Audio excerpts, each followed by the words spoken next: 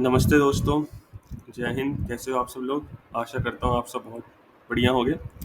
तो आप कोडिंग सीखना चाहते हो और तो आप बिल्कुल सही जगह पे आए हो। आज की वीडियो में मैं आपको बताऊंगा कि आप कैसे बेसिक एचटीएमएल जो है वो लिख सकते हो। बेसिक एचटीएमएल से वेबसाइट क्रिएट कर सकते हो और कुछ बेसिक एचटीएमएल और सीएसएस के टैग्स के बारे में आज मैं आपको बताऊंगा। तो आज के हम सिंपल प्रोग्राम देखेंगे हेलो वर्ल्ड, और उसके अंदर मैं कुछ आपको ये भी सिखाऊंगा कि कैसे क्या टैग यूज़ होते हैं, कैसे हम कलर चेंज करते हैं, कैसे हम फॉर्म लेते हैं, एटसेट्रा एटसेट्रा। तो बिल्कुल बेसिक से स्टार्ट करेंगे, विजुअल कोड डाउनलोड करने से लेके पहला अपनी वेबसाइट का कोड लिखने तक। तो चलिए हम शुरू करते हैं। सबसे पहले अपना गूगल क्रोम ओपन करेंगे। यहाँ लिखेंगे वी एस कोड डाउनलोड। पहली वेबसाइट है, इस पर क्लिक कर देंगे। मेरा ऑपरेटिंग सिस्टम है विंडोज़, तो विंडोज़ के लिए जाऊँगा, इस पर क्लिक कर दूंगा। Thanks for downloading V S code, download not starting, try this. तो मेरा ऑलरेडी डाउनलोड स्टार्ट हो चुका है, तो मुझे कुछ ट्राई करने की नीड नहीं है। अगर मेरा स्टार्ट नहीं हुआ होता डाउनलोड, तो मैं इस लिंक पर क्लिक करता डाउनलोड हो जाता। तो देखिए डाउनलोड हो गया मेरा।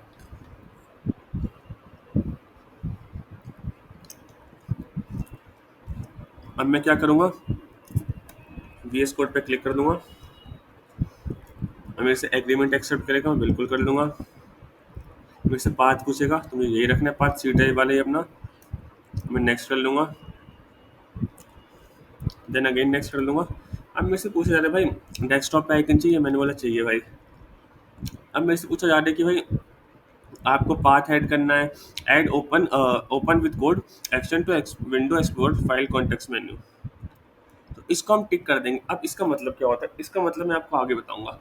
बेसिकली ऐसा होता है कि हम जब भी कोई फोल्डर बनाते हैं अपने फाइल लिखने के लिए, तो अगर हम उस पर राइट क्लिक करें, वहाँ पे एक ऑप्शन आ जाता है ओपन इन वीएस कोड करके। अगर हम इसे चेक नहीं करेंगे तो वो ऑप्शन नहीं आएगा। फिर हमें ऐसा करना पड़ेगा, वीएस कोड के अंदर ही फोल्डर बनाना पड़ेगा। तो अभी हम ऐसा करेंगे कि नॉर्मली फ़ोल्डर बनाएँगे, उस फ़ोल्डर को वीएस कोड में ओपन कर लेंगे। तो हमें ये दोनों टिक जो है वो टिक करने ज़रूरी है। जैसे मैं अभी आपको एक लाइव एग्ज़ाम्पल दिखा भी देता हूँ। मैं यहाँ पे एक फ़ोल्डर बनाता हूँ, इसका नाम रख देता हूँ मैं HTML डेमो। ओके, अब मैंने इस पर क्लिक किया, यहाँ ओपन कर रहा हूँ, कहीं ओपन इन वीएस कोड का ऑप्शन नहीं आ रहा। ठीक है, अब मैं इसको इंस्टॉल करने के बाद आपको दिखाऊंगा आता ही नहीं आता। मैं नेक्स्ट पे क्लिक करूँगा, इंस्टॉल कर दूंगा। मेरा सेटअप जो है प्रिपेयर हो इंस्टॉल होने के लिए।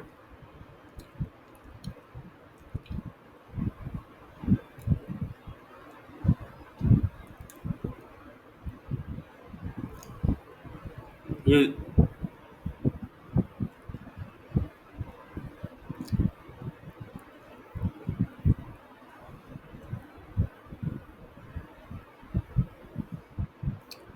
हमारा ये हो गया इंस्टॉल। अब हमें लॉन्च नहीं करना, तो मैं इस पर क्लिक करके नॉर्मली फिनिश कर दूंगा। ओके, अब देखिए मैं अपने फाइल पे जाऊंगा। अब मैं राइट क्लिक करूंगा, ओपन विद कोड का ऑप्शन आ गया, पहले नहीं आ रहा था। ठीक है, तो अब हम काम करेंगे, अपना फोल्डर ओपन करेंगे, राइट क्लिक करके ओपन विद कोड कर देंगे।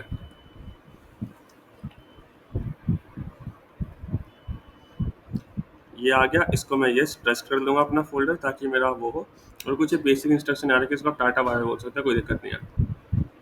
ओके, और हम इस पर क्लिक करेंगे। सबसे पहले हम एक अपना पॉपुलर एक्सटेंशन जो है वो डाउनलोड करेंगे, जिसका नाम है लाइव सर्वर। इस लाइव सर्वर का यूज़ क्या होता है, तो इस लाइव सर्वर का बेसिकली यूज़ ये होता है, इस लाइव सर्वर का यूज़ ये होता है, ये जैसे कि मान लीजिए आपने कोई कोड लिखा, आपको बार बार कंट्रोल एस करके ब्राउज़र को रिलोड करने की नीड नहीं होगी। चलिए मैं आपको आगे सिखाऊंगा कैसे इसको हम करते हैं। सबसे पहले मैं अपने फाइल पे आ जाता हूँ, और जो मेरा फाइल था, एक है न्यू फाइल का, एक है न्यू फोल्डर का। सबसे पहले हम एक न्यू फाइल बनाएंगे। मैंने न्यू फाइल लिख दी index.html। तो मैंने index.html का मतलब क्या है, देखिए इंडेक्स जो होता है हमारे हमेशा पहले पेज को रिप्रेजेंट करता है, और .html मतलब हम जिस लैंग्वेज में काम करें उसका नाम। जैसे हम CSS में काम करें .css लगा देंगे, जावास्क्रिप्ट में काम करें .js लगा देंगे, PHP पे काम करें .php लगा देंगे, ऐसे। तो HTML मतलब हाइपरटेक्स्ट मार्कअप लैंग्वेज, और इसी में अपना पहला कोड राइट करेंगे। तो चलिए हम इसको कर देते हैं सबमिट। ठीक है, तो हमारा HTML हो गए। अब हम एक फ़ोल्डर बनाते हैं, इसका नाम रख देते सी एस एस। ठीक है, सी एस एस रख दिया मैंने। और अब हम इसे इस सी एस एस के अंदर हम एक फाइल बनाते हैं जिसका हम नाम रखते हैं style sheet. Style sheet dot C S S. अब इसको स्टाइल शीट क्यों कहा गया? स्टाइल मतलब ये हमारे जो इंडेक्स पेज है HTML का, उसको स्टाइल करने के लिए काम आती है। तो फिलहाल हम दो ही चीज़ रखेंगे, index dot H T M L C S S. और चलिए हम एक और चीज़ रख लेते हैं, इमेज। तो इसको हम इसके अंदर हम नहीं बनाएंगे फोल्डर, हम बाहरी मेन में बनाएंगे फोल्डर। तो मैं इसको बंद कर लेता हूँ फिलहाल, सी एस एस को। देन एक और फोल्डर बनाता हूँ मैं, इसका नाम रख देता हूँ मैं इमेज। इसके अंदर मैं अपनी इमेज डालूंगा, ओके। और मैं अगर आपको एक चीज़ दिखाऊं तो मैं इसको मिनिमाइज करता हूँ अपने इसको। अब देखिए, इसके HTML डैम ओपन करूँगा तो इसके अंदर अपने आप दो फोल्डर बन गए, इमेज और CSS के, प्लस यहाँ पे एक इंडेक्स डॉट HTML नाम से फाइल भी बन गई। ठीक है, तो सबसे पहले अपना पहला कोड लिखते हैं। हमें पहला कोड लिखने के सबसे इंडेक्स में आएंगे और जैसे हम ये लिख देंगे, ये हम नोट करें दबाएंगे। अब देखिए पूरा HTML एट्रीब्यूट आ रखा है, हम सीधे एंटर मार देंगे, हमारा HTML जो है पूरा का पूरा यहाँ पे रेडी हो गया। डॉक टाइप HTML मतलब ये HTML5 को रिप्रेजेंट करता है। लैंग्वेज जो हमारी इंग्लिश रहेगी। हेड के अंदर देखिए हम मीटा चार्ट यूटीएफ-8 मतलब जिस लैंग्वेज को चूज करता है वो है। Meta name viewport with device with initial scale 1.0 मतलब व्यू पोर्ट मतलब होता है अपनी ये वाली स्क्रीन जो आप मेरे पूरी स्क्रीन देख रहे हैं, ये मेरा है view port, okay. With device मतलब विद, जिसकी जो विड्थ होगी वो डिवाइस के विड्थ के अकॉर्डिंग रहेगी। इनिशियल स्केल जो है 1.2 रहेगा इसका। अब यहाँ पे हम टाइटल डाल देंगे, ठीक है। तो सबसे पहले मैं एक काम करता हूँ, इसको कंट्रोल एस से सेव कर लेता हूँ। कंट्रोल एस से सेव कर लिया मैंने। और अगर मैं अपने इस फोल्डर में जाऊँगा, इसको ओपन करूँगा, तो आप सबसे पहले ऊपर देखिए यहाँ पे डॉक्यूमेंट लिख के आ रहा होगा। तो डॉक्यूमेंट नाम किसका है? डॉक्यूमेंट जो है वो ये वाला नाम है। जैसे मैंने इधर लिख दिया माई FIRST वेबसाइट, ठीक है। अब मैंने कंट्रोल एस किया। अब देखो यहाँ पे नाम रिफ्लेक्ट नहीं हुआ, मुझे वापस इसको रिफ्रेश करना पड़ेगा तब जाके मैंने यहाँ पे नाम रिफ्लेक्ट होगा। जैसे देखिए डॉक्यूमेंटेशन फॉर विजुअल स्टूडियो लिखा है, ये इसका टाइटल है, ठीक है। मतलब जब जिसने कोड लिखा होगा उसने टाइटल की जगह ये लिखा होगा। मैंने माई फर्स्ट वेबसाइट लिखा, यहाँ पे आ गया। अब मैं एक काम करूँगा, अब मैं एक यहाँ पे जाऊँगा, इधर एक लाइव सर्वर नाम से ऑप्शन आता है, मैं उसको इंस्टॉल कर लूँगा। इधर लाइव सर्वर इंस्टॉल हो रहा है मेरे लैपटॉप में।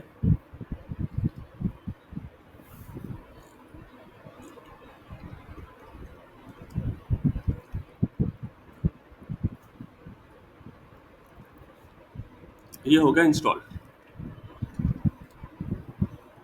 अब आप देखेंगे यहाँ पे गो लाइव नाम से ऑप्शन आ जाएगा, ठीक है। तो मैं एक काम करता हूँ, इसमें लिख देता हूँ माई फर्स्ट, या हटा देता हूँ, माई हटा के सिर्फ लिख देता हूँ मैं फर्स्ट वेबसाइट। मैंने सेव किया। अगर मैं यहाँ जाऊँगा तो मुझे रिफ्रेश करना पड़ेगा बार बार, तो मैं इसको कर देता हूँ बंद। सीधा करता हूँ मैं गो लाइव पे क्लिक। गो लाइव पे क्लिक करूँगा, यहाँ पे देखिए अपने आप हमारा एक इसका यूआरएल चेंज होगा। यहाँ पे जो मैं अगर आपको पुराना यूआरएल दिखाऊँ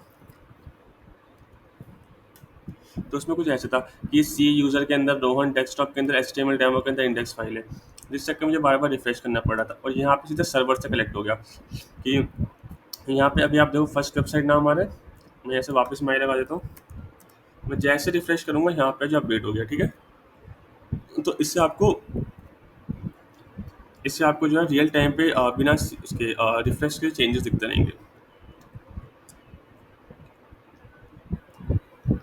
अब हम चलते हैं बॉडी के अंदर। तो जो भी हम वेबसाइट का कोड करते हैं वो हमेशा बॉडी के अंदर करते हैं। जो हमारी बॉडी के अंदर एक चीज़ है वो यहाँ विजिबल होती है, ठीक है।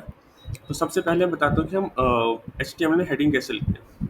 हेडिंग लिखने के लिए आपके पास एक बहुत बेहतरीन टैग होता है जो होता है H1 से लेके H6 तक। H1 टू H6 बेसिकली जो है साइज रिप्रेजेंट करते हैं। जैसे मान लीजिए मैं लिख दिया H1, फिर एंटर मार दिया, ठीक है। यहाँ मैंने लिख दिया हेडिंग 1। अब इसका आप साइज देखिएगा, काफ़ी बड़ा होके आ रहा है, ओके। ऐसे मैं इधर लिख दूंगा H2, यहाँ लिख दूंगा हेडिंग 2, यहाँ मैं लिख दिया H3 हेडिंग 3,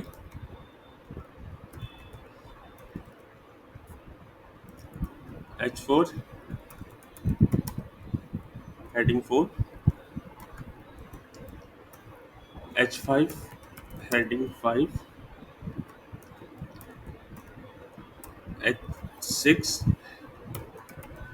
हेडिंग 6, ओके। अब मैं इसको रिफ्रेश करूँगा मतलब सेव करूँगा इसको और मैं इस पे आऊँगा। अब देखिए इसमें ना हेडिंग 1 बड़ी है, फिर हेडिंग 2 का साइज़ छोटा है, हेडिंग 3 का उससे छोटा है, हेडिंग 4 का उससे, हेडिंग 5 का, हेडिंग 6 का उससे छोटा है। तो इस तरीके से आप H1 टू H6 जो होते हैं इसके फिक्स साइज़ होते हैं और उसके अकॉर्डिंगली आप इसको वो चूज़ कर सकते हो। फिर अगर आपको चाहिए कि मुझे इससे बड़ा हेडिंग का साइज़ चाहिए, मुझे इससे या फिर H1 से बड़ा हेडिंग चाहिए या फिर मुझे H6 से छोटी हेडिंग चाहिए, तो उसके लिए हम यूज़ करते हैं CSS। CSS मैं आपको आगे बताऊँगा कैसे हम इसमें यूज़ करेंगे। और इसके बाद अगला टैग आता है P tag. P tag is represent for paragraph. जैसे मान लीजिए मुझे पी लिख दिया मैंने यहाँ पे और यहाँ पे मैंने कुछ भी डाल दिया। लॉरेम लॉरेम क्या होता है, हाँ एक और चीज़ मैं आपको सिखाता हूँ। ये लॉरेम क्या होता है। लॉरेम बेसिकली एक डमी टेक्स्ट होता है, हम अपनी वेबसाइट बनाने के लिए यूज़ कर देते हैं, लेकिन बहुत सारे कोई पैराग्राफ वाले टेक्स्ट ही नीड है, हम कहाँ से पैराग्राफ लाएंगे, तो उसके लिए वो होता है लॉरेम। उसको लिख के हम एंटर कर देंगे तो देखिए एक लमसम डमी पैराग्राफ आ गया और ये हमारी वेबसाइट पर इस तरीके से विजिबल होने लग गया। ठीक है, अगली लाइन में लॉरेम हमने यूज़ कर लिया। अब हम चलिए आगे चलते हैं। अब पी टैग के बाद आता है हमारा इमेज टैग। क्या इमेज टैग लेंगे, चलो हम मान लीजिए हमें कोई इमेज ऐड करनी है, तो उसके बाद हम इसमें IMG लिखेंगे। अब देखिए IMG ऐसा आ गया, हम IMG पे क्लिक कर देंगे। इसमें दो ऑप्शन आते हैं, एक आता है सोर्स, एक आता है ऑल्ट। ऑल्ट का मतलब क्या होता है, जैसे मैंने मान लीजिए ऑल्ट में लिख दिया मैंने लोगो। अब देखिए जैसे मान लीजिए समटाइम्स ऐसा होता है कि हमने कोई वेबसाइट बनाई उसमें इमेज विजिबल नहीं है, पर इमेज के बदले एक टेक्स्ट आता है, तो वो होता है ऑल्ट टेक्स्ट। ठीक है, जैसे मैंने यहाँ पे इमेज चूज नहीं कर रखी है, ऑल्ट डाल रखा है, बस मैं यहाँ पे जाऊँगा तो यहाँ देखिए करेक्ट ऑप्शन आ रखा है, लोगो लिखा आ रहा है। पर जैसे मान लीजिए इसके अंदर मैं कोई इमेज डाल देता हूँ। ठीक है, इमेज में कहाँ से लूँगा इमेज, चलिए मैं अपनी कोई एक इमेज चूज़ कर लेता हूँ।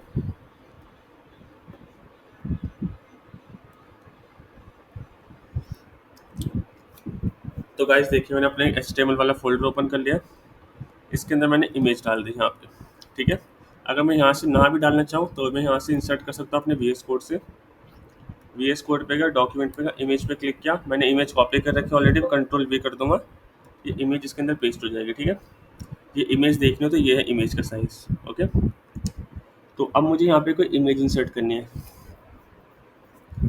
तो मैं अब कैसे लूँगा इमेज। सबसे पहले मैं देखिए इस पे ये कर दूंगा एक ये वाला ऑप्शन जो है ना हमारे स्लैश। तो स्लैश क्या होता है, हमारे फोल्डर को रिप्रेजेंट करता है। जैसे मैंने स्लैश डाला तो यहाँ पे देखिए मैं दो फोल्डर बने थे, CSS और इमेज, दोनों यहाँ पे आ गए। अब मैं जो भी लेना है मैं चूज़ कर सकता हूँ, मुझे इमेज लेना है, देन मैं IMG लिख के इमेज पे क्लिक करूँगा। अब इमेज के अंदर अगर एक से ज़्यादा इमेज है तो भी यहाँ लिस्टिंग में, अगर एक से कम है तो भी आएगी। जैसे मान लीजिए मेरी पहली इमेज ये वाली है, तो मैं इस पर क्लिक कर दूंगा। ठीक है, तो ये इमेज जो थी मेरी हो गई। पर अब कोशिश करिएगा कि इमेज के इसमें इमेज का नाम है video space bracket 1 bracket of .png। कोशिश कीजिए कि इसके बीच में स्पेस स्पेस ना आए तो ज़्यादा सही रहता है URL बनने में। अब मैं इसको रिफ्रेश करके दिखाऊंगा, यहाँ देखिए मेरी इमेज आ गई और लोगो टेक्स्ट मेरा गायब हो गया। ओके, अगर मान लीजिए मैं PNG हटा के इमेज का URL गलत कर देता हूँ, लोगो यहाँ पे आ जाएगा, और जैसे ही मुझे वापस PNG का G लगा के मैं करूँगा ये हट जाएगा। तो बेसिकली ये ऑल टैग जो होता है इसीलिए यूज़ किया जाता है कि ऑल टैग इसलिए यूज़ किया जाता है ताकि ना हम इमेज के बदले कुछ दिखा सकें, कि हमारी इमेज लोड ना, हमारी इमेज करप्ट हो तो उसके बदले हम कोई वैल्यू यहाँ पास कर सकें। ओके, तो ये हमारा सेकंड एट्रीब्यूट था। अब हम अगले पे चलते हैं। तो अगला है हमारा ए, मतलब एंकर टैग। तो मैं ए लिखूंगा और मैंने इस पे कर दिया एंटर। सबसे पहले आ गया यहाँ पे HREF। तो HREF में बेसिकली मैं कोई लिंक डाल दूँगा, जैसे मैंने डाल दिया अपने यूट्यूब का लिंक डाल देता हूँ मैं इधर। ठीक है,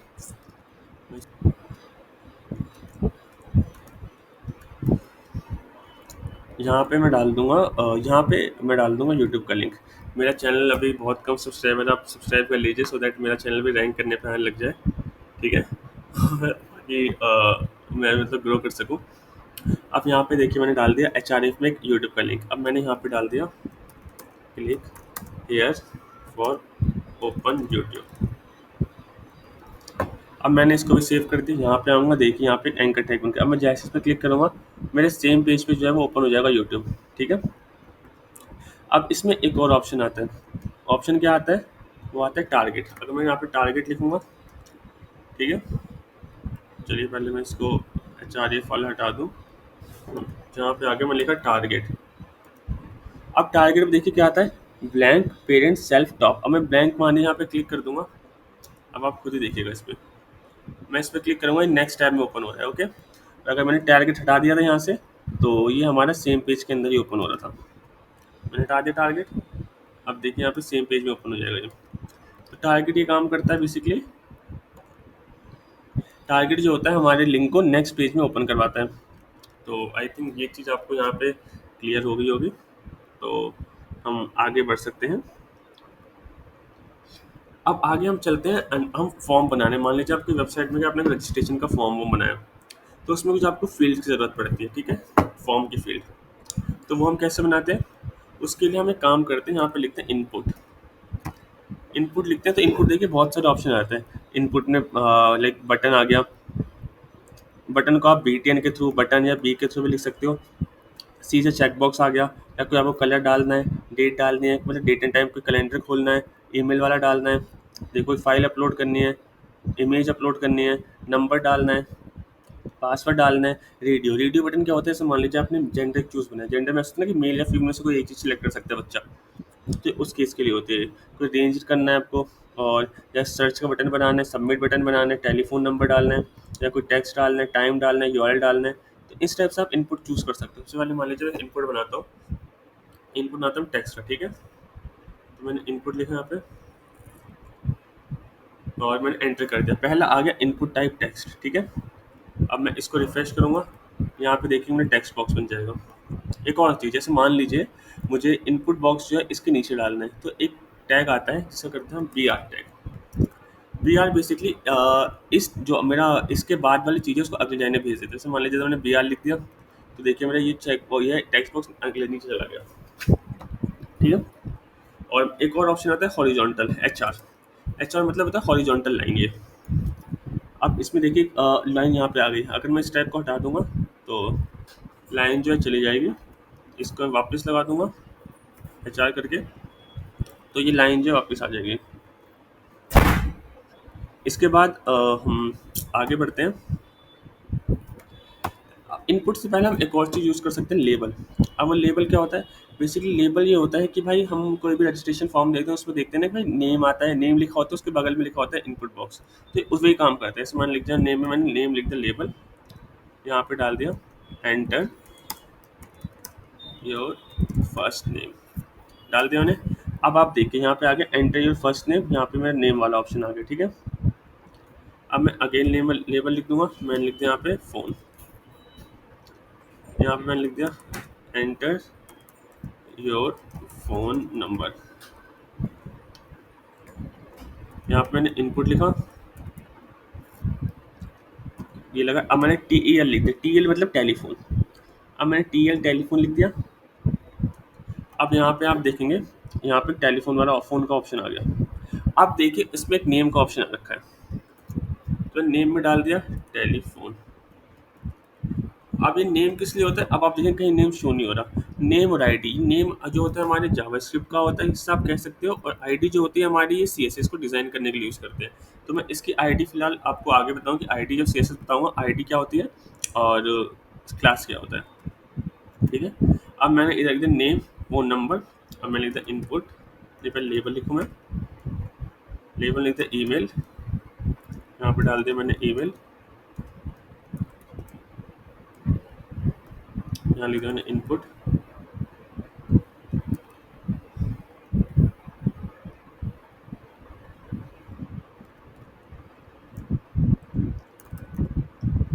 ईमेल डाल दिया मैंने। अब देखिए यहाँ पे ईमेल भी आ जाएगी। इसी टाइप से आप सारे एट्रीब्यूट यूज़ कर सकते हो। जब आप इनपुट लिखोगे तो बहुत सारे आ जाएंगे, ठीक है। तो मैं एक और चीज़ सबमिट और डाल देता हूँ इधर। इसकी वैल्यू मतलब क्या होता है, इसका जो नाम रहेगा। जैसे मान लीजिए अब यहाँ पे कुछ नहीं आ रखा, मैंने इधर लिख दिया सबमिट कर दो। अब देखो सबमिट कर दो, पूरा फॉर्म आकर यहाँ पे नाम आ गया। अब मैंने कंट्रोल एस किया इसको। अब मुझे मान लीजिए नेक्स्ट लाइन में लाना है, तो मैं बस सेम वही करूँगा, BR को लूँगा, इनपुट में डाल दूंगा मैं इधर, इसमें भी डाल दूंगा और इसमें भी डाल दूँ। अब मैंने लेबल में क्यों डाला, अगर देखो लेबल में डालता तो ये टेक्स्ट बॉक्स के नीचे आ जाता है, इसको ये टेक्स्ट बॉक्स के बाद डालना है ताकि मेरा जो है ना एक लाइन पूरा है। मैंने डाल दिया, पूरा हो गया भाई ये। अब मैं सबमिट पे क्लिक करूँगा, कुछ रिस्पॉन्स नहीं होगा। बस यहाँ पे अपना नेम डाल सकते हैं, इसे मैंने डाल दिया इधर टॉप टेक सपोर्ट, टॉप डाल दिया मैंने इधर। फ़ोन में कुछ भी डाल दिया मैंने, ईमेल में कुछ भी डाल दिया। अब मैं सबमिट कर दूंगा तो मेरा सबमिट हो जाएगा फ़ोन, ठीक है। तो ये हम फॉर्म बना सकते हैं। अब हम चलते हैं इसमें CSS की तरफ। ये कुछ बेसिक चीज़ें थी HTML के अंदर। बहुत तरह की बेसिक चीज़ें होती हैं, पर मैंने आपको लिमिटेड बताया ताकि आप फोकस कर सको इसके ऊपर और अपना काम कर सको, ठीक है। देन अब हम चलते हैं CSS की तरफ। तो CSS होते हैं 3 टाइप की। एक होता है आपका इंटरनल CSS, एक होता है एक्सटर्नल CSS, एक होता है इनलाइन CSS। अब इनलाइन CSS क्या होती है? जैसे मान लीजिए मैं एक पैराग्राफ है, ठीक है, मुझे इसका साइज चेंज करना है, तो मैं इस पे P के बाद लिखूंगा स्टाइल। अब इस स्टाइल में मुझे क्या डालना है? जैसे मैंने डाल दिया, मुझे डालना है इसका कलर। मैंने कलर लिखा। अब कौन सा कलर डालना है? मैंने डाल दिया ग्रीन। यहाँ पे आप कलर जो है RGBA भी यूज़ कर सकते हो, लाइक कलर कोड भी यूज़ कर सकते हो जो आपके हैशटैग के साथ आते हैं, फिर कलर का नाम भी दे सकते हो। जैसे मैंने ग्रीन डाल दिया, ठीक है। अब मैं इसको सेव करूँगा, अपनी वेबसाइट में जाऊँगा, देखिए मेरा कलर जो ग्रीन हो गया, इनलाइन CSS के थ्रू ग्रीन हो गया, ठीक है। मुझे मान लीजिए फ़ॉन्ट साइज़ चूज़ करना है। जैसे अभी आपने कहा था ना, मैंने आपको बताया था कि अब आपको हेडिंग 6 से छोटा फ़ॉन्ट चाहिए, फिर हेडिंग 1 से बड़ा, तो आप कैसे यूज़ करोगे? अब मुझे मान लीजिए इसके बड़ा फ़ॉन्ट चाहिए, तो वापस यहाँ पे मैं कर्सर रखूँगा, मैंने लिख दिया फ़ॉन्ट साइज़, ठीक है। आप थोड़ा-थोड़ा अब लिखूँगा, देखिए आपका पूरा VS कोड आपकी हेल्प भी करेगा इसके अंदर बताने में। फ़ॉन्ट साइज़ लिख दिया। अब यहाँ पे देखिए बता भी रहा है ये कि भाई आप indicate desire height of graph, मतलब लिखा आ रहा है, ठीक है। तो मैंने फ़ॉन्ट साइज़ पे क्लिक किया। फ़ॉन्ट साइज़ कितना रखूँगा मैं? लार्ज, लार्जर, मीडियम लिख सकते हो, या फिर आप जो होता है इसे एक इसको जो होता है ना व्यू पोर्ट की हाइट के हिसाब से VH में दे सकते हो इसको, या फिर इसका परसेंटेज या पिक्सल किसी में दे सकते हो। मैंने पिक्सल में दे दिया, मैंने लिख दिया 44 पिक्सल लिख दिया, ठीक है। अब देखिए कितना बड़ा हो गया, ये हमारी हेडिंग बड़ा से हो गया ना साइज पैराग्राफ का। अगर मैं इसको यही 4 पिक्सल करूँगा, तो ये देखिए हमारा बिल्कुल छोटा हो जाएगा, आपकी हेडिंग 6 से भी छोटा, ठीक है। अगर मैं इसको स्टैंडर्ड 14 कर दूंगा, तो नॉर्मल थोड़ा हो जाएगा ये फॉन्ट। तो इस तरीके से आप जो होता है इनलाइन CSS के थ्रू इसमें स्टाइल कर सकते हो। अब एक होता है इंटरनल CSS। इंटरनल CSS कैसे लिखी जाती है? वो हम हेड में गए, यहाँ पे हम लिख दे स्टाइल। स्टाइल लिख दिया। अब इसके अंदर जो मैं लिखूंगा वो होता है हमारा इंटरनल CSS। जैसे मान लीजिए मुझे सबसे पहले मुझे मान लीजिए इसको करना है, H1 को जो है इसकी हाइट बड़ी करनी है। तो मैंने H1 में गए, तो मैंने लिखा H1, ठीक है। अब मैंने इस पे ये कर दिया। अब आपको मैं एक चीज़ अगर बता देता हूँ मैं, वो ये है कि अभी हम ना H1 मतलब देखिए इस वेबसाइट में अगर मैं 2 H1 डाल देता हूँ, जैसे मैंने एक और H1 डाल दिया, इसमें लिख दिया मैंने हेडिंग 1 कॉपी। अब मैंने यहाँ पे H1 चूज़ कर रखा है, ठीक है। अब मैं H1 पे कोई भी कोड लिखूँगा ना, जैसे मैंने तो लिख दिया कलर, कलर में लिख दिया ब्राउन, तो मेरा H1 जो है दोनों पे ही अप्लाई हो जाएगा, बिकॉज मैंने कोई स्पेसिफिक टाइटल इसमें नहीं डाल रखा। मैंने H1 लिखा और H1 इसमें भी और इसमें भी है, ठीक है। तो मैंने यहाँ पे गया, तो देखिए इसमें भी आ गया, इसमें भी आ गया। अगर आप कहोगे नहीं मुझे इंडिविजुअल सिर्फ इसी में ही इसका कलर चेंज करना है, तो उसके लिए देखिए 2 ऑप्शन आते हैं, एक आता है ID, एक आता है क्लास। मैंने यहाँ पे डाल दिया सपोज करिए ID। मैंने ID में लिख दिया अपनी हेडिंग 1, हेडिंग 1 लिख दिया मैंने। अब मैं इस ID के बिहाफ पे जो भी CSS करूँगा ना, वो सिर्फ इसी पे अप्लाई होगी। तो कैसे करूँगा मैं? जैसे मैं हेडिंग 1 पे आया, इसके नीचे किया मैंने। अब जब भी हम ID को जो है रिप्रेजेंट करते हैं, हम करते हैं हैश के साथ। हम हैश अगर मैं H1 लिखूँगा, इसका मतलब क्या है?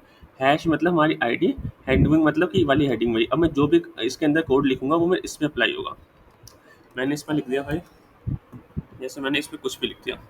मैंने लिख दिया इस पे फ़ॉन्ट साइज़ 91 पिक्सल, सेव कर दिया मैंने। अब मैं इस पे आऊँगा, तो देखिए एकदम से ये बड़ा होगा, ये नहीं हुआ बड़ा। द रीज़न इज़ कि हमने इसको ID के थ्रू डिफाइन कर दिया था, ठीक है। अब एक ऑप्शन आता है, वो आता है क्लास का, जो ID जैसे ही काम करते हैं कि हम कि किसी इंडिविजुअली हम उसको लाइक किसी इंडिविजुअल एट्रीब्यूट को हम स्टाइल कर सकते हैं। पर क्लास ID का एक नुकसान होता है कि ID जो होता है वो इंडिविजुअल पे अप्लाई होती है। मतलब हेडिंग 1 है तो सिर्फ इसी पे अप्लाई होगा, सब मल्टीपल जगह यूज़ नहीं कर सकते। पर जो क्लास होता है उसका मल्टीपल जगह यूज़ कर सकते हैं। जैसे मान लीजिए मैं इस पे हेडिंग 2 पे आया, मैंने लिख दिया क्लास। अब मैंने इसे क्लास लिख दिया, मैंने कि हेड लिख दिया मैंने क्लास का नाम, ओके। और यही सेम क्लास जो है मैंने कॉपी करी, H5 पे भी डाल दिया। अब क्लास कैसे रिप्रेजेंट करते हैं? क्लास रिप्रेजेंट करने के लिए डॉट क्लास लिख दिया मैंने, सॉरी डॉट के बाद मेरा नाम से क्लास का हेड है ना, तो मैंने हेड लिख दिया। अब मैं इसके अंदर डाल देता हूँ फॉन्ट फैमिली, मैंने ये वाली डाल दी, ठीक है। और लिख दिया मैंने फॉन्ट कलर फॉन्ट स्टाइल कर देता हूँ, चलो मैं इटैलिक, ताकि आप आइडेंटिफाई कर लो। अब मैंने सेव किया। अब आप देखोगे मेरा हेडिंग 2 हेडिंग 5 जो थोड़ा इटैलिक शेड में आ गया। इसका कलर भी चेंज कर देता हूँ मैं।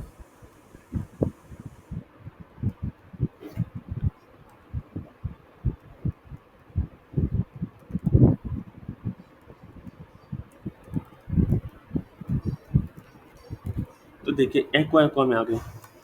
तो इसके थ्रू हम कुछ भी अगर इस क्लास के अंदर चेंज करेंगे, वो होगा हमारे दोनों के अंदर ही चेंज होगा। ठीक है, या इसके अंदर भी चेंज होगा, इसके अंदर, बिकॉज दोनों क्लास सेम है। अब एक तीसरा तरीका आता है, वो आता है भाई हमारा एक्सटर्नल सी एस एस। तो एक्सटर्नल सी एस एस कैसे लिखते हैं हम, वो मैं आपको बता देता हूँ। तो अगर हाँ, एक और चीज़, अगर मान लीजिए आप किसी कोड को कमेंट करना है, कमेंट कैसे करेंगे आप, उस कोड को आप सिलेक्ट कर देंगे और कंट्रोल और स्लैश का बटन दबा देंगे। जो स्लैश आपका इस टाइप से होता है वो वाला फॉरवर्डेड स्लैश, हमारा कोड कमेंट हो गया। अब मैं इसको सेव करूँगा, देखना हमारी जो ये सी एस एस है इंटरनल वाली, अप्लाई नहीं हुई होगी, सब पहले जैसा हो गया होगा। और अगर मान लीजिए इसको मैं वापस रिमूव कर देता हूँ, जैसे मान लीजिए हटा दिया इसको, तो देखिए पहले जैसा हो गया। अगर मैंने वापस इसमें लगा दिया तो ये हट जाएगा आपका। Got it. इस टाइप से आप कर सकते हो। और अब मान लीजिए मुझे करना है एक्सटर्नल सी एस एस लगानी है, वो मैं कैसे लगाऊंगा। तो उसके प्रॉपर एक स्क्रिप्ट होती है। स्क्रिप्ट कैसे लगाते हैं, हम इसमें लिखते हैं यहाँ पे लिंक सी एस एस आ गया। तो ठीक है, सबसे पहले हमने रिलेशन टाइप किया, इसकी स्टाइल शीट है भाई हमारी। अब इसका लिंक क्या है हमारा, तो लिंक हमें बनाना पड़ेगा। हम वापस से स्लैश लगाएंगे, हम सी एस एस वाला फोल्डर आके हम ओपन करेंगे, style sheet dot C S S आके हम उसे ओपन कर लेंगे, बस बात खत्म। तो हमारी अटैच हो गई। अब आपको पता करना है भाई सही अटैच हुई है या नहीं, तो आप कंट्रोल पे क्लिक करेंगे, देन इस पे क्लिक कर देंगे। अगर इस वाली शीट पे आ गया, इट मीन्स परफेक्ट है, नहीं आया तो फिर दिक्कत है। ठीक है, तो हम वही चीज़, अगर मान लीजिए हम इसको फिलहाल कमेंट आउट कर देते हैं हम लोग अपने पूरे इस कोड को। ठीक है, अब मान लीजिए मुझे ये वाला कोड ही मैं कॉपी पेस्ट कर देता हूँ उधर पे। द रीज़न इज़ दोबारा लिखना ना पड़े मुझे, मैंने यही कॉपी पेस्ट कर दिया। तो अब देखिए हमने तो इंटरनल सी एस एस जो थी वो हटा रखी है। ठीक है, जो हमारी इंटरनल सी एस एस है वो हमने हटा रखी है। तो हम वापस इस पे जाऊँगा, ये अप्लाई हो जाएगी हमारी। द रीज़न इज़ कि हमने इंटरनल ताकि एक्सटर्नल से लिंक कर दी इसको। जैसे मान लीजिए आपको बहुत छोटा कोड है तो आप इंटरनल यूज़ कर सकते हो, फिर आपके बहुत वास्ट फाइल है, आपको 100 200 500 1000 लाइन 2000 लाइन का कोड है, तो आप उसको एक्सटर्नल यूज़ करो ताकि आप अलग अलग फाइंड कर सको उसको। और अभी आप देखना फॉर्मेटिंग बहुत बेकार से आ रखी है। अगर मैं इस पर राइट क्लिक करके फॉर्मेट डॉक्यूमेंट कर दूंगा, तो अब देखिए बिल्कुल प्रॉपर फॉर्मेट आ गया, आपको पता लगने लगे अच्छा H1 का इतना कोड है, हेडिंग के लिए कोड लिखा जो इतना है, और हेड के लिए जो कोड लिखा है वो इतना है। सेम हम ऐसे HTML में भी कर सकते हैं। यहाँ पे आप देखें बहुत सारा खोज पोच हो रखी है कि कुछ इधर से आ रखा है, कुछ उधर आ रखा है। तो वापस मैं इस पर राइट क्लिक करके फॉर्मेट डॉक्यूमेंट कर दूँ, अब देखिए प्रॉपर वे में सुलझाव कोड मिल गया। इसको आप वो कर सकते हो, मतलब इसको सेट कर सकते हो। तो कैसा लगा आपको हमारा HTML का ट्यूटोरियल। आशा करता हूँ कि आपको ये बहुत पसंद आया होगा। तो अभी आपने सक्सेसफुली VS कोड इंस्टॉल किया, अपना HTML कोड लिखा CSS के साथ। और अगर आप चाहते हैं कि मैं इसे जावास्क्रिप्ट या डीप CSS समझाऊँ, तो उसके लिए आप हमारे कमेंट जरूर करके बताएं मुझे, प्लीज़ चैनल को सब्सक्राइब करें। एंड ये जो स्टेप बाय स्टेप ट्यूटोरियल था ये कंप्लीट हो चुका है। Thank you, bye bye, Tata.